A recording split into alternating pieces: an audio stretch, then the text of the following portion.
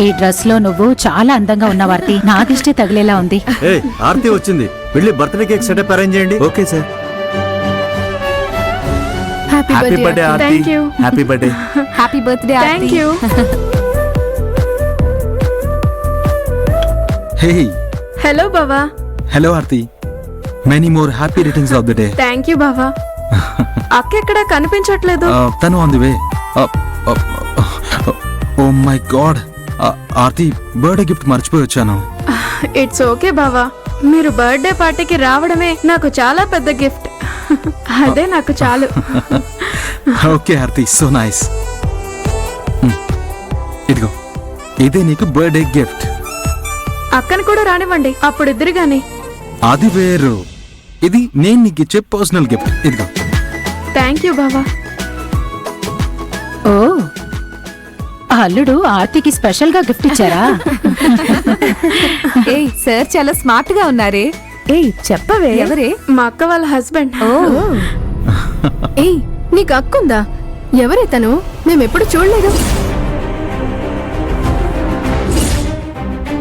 అల్లుడు, మీ మావయ్య పిలుస్తున్నారు, రండి రండి.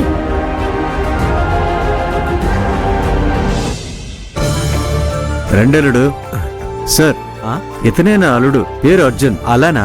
The great Chamundeshwari construction. Chamundeshwari ఉన్నారు కదా, ఇతను ఆవిడ గారి చిన్న కొడుకు. ఓ అవునా sir, so nice to meet you. Hello. నేను కూడా కోల్కతాలో కన్స్ట్రక్షన్ లైన్ లోనే ఉన్నాను. అలానా? Pleasure is mine. సంతోషం. ఏంటి? ఒక్క నిమిషం పక్కకి రండి. రండి. ఇప్పుడే వస్తాను అలాగే సార్. సార్.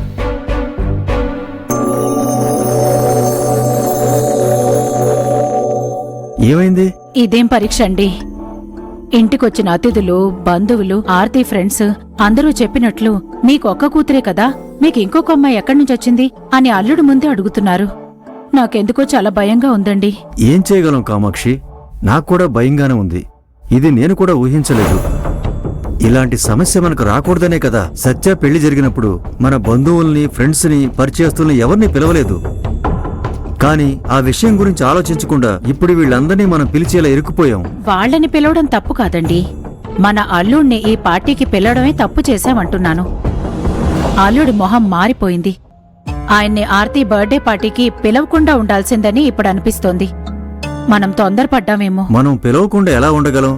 అది కూడా తప్పే అవుతుంది కదా కామాక్షి. ఇప్పుడు ఏదో ఒకటి చెయ్యాలండి. మనం మాత్రం సడన్ గా ఏం చేయగలం? సత్య ఉంటే ఏదో ఒకటి చెప్పి మేనేజ్ చేయొచ్చు, కానీ తనే ఇంతవరకు రాలేదు కదా. ఏవండి, ఏదో ఒక వంకతో అల్లుడిని కాసే బయటకు తీసుకెళ్ళండి. సత్య వచ్చిన తర్వాత పిలుద్దామా? అలా ఎలా కామాక్షి? మన కూతురి బర్త్డే పార్టీకి ఇంటికి వచ్చిన అల్లుడిని బయటికి పంపిస్తే ఆయన తప్పుగా అనుకుంటారు కదా. ఈ టైంలో లాయర్ కూడా ఫోన్ చేస్తున్నారు.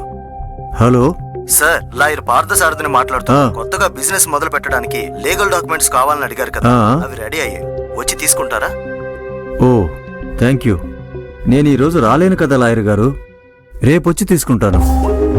సార్, ఈ రోజు మిస్ అయితే నేను 10 రోజులు ఊర్లో ఉండటం లేదు. ఎలాగో అలా ఈ రోజే ఎవరినైనా పంపి తీసుకెళ్ళండి సార్. ఓ అలానా? కొంచెం వెయిట్ చేయండి, నేను మళ్ళీ చెప్తాను. Okay sir. ఏంటండి?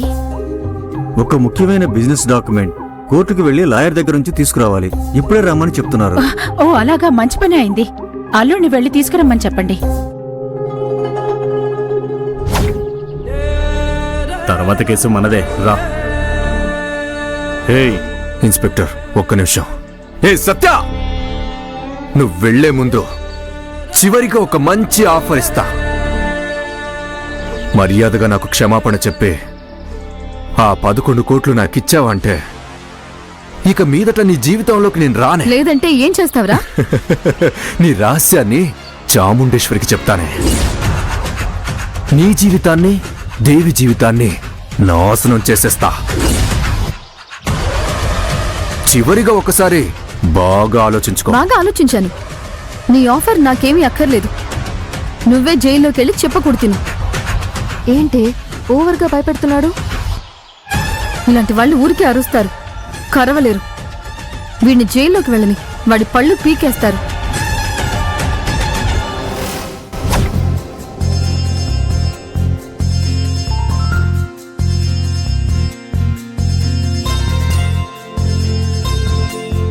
ఇదిగోండి నా బిజినెస్ Okay. Card sir.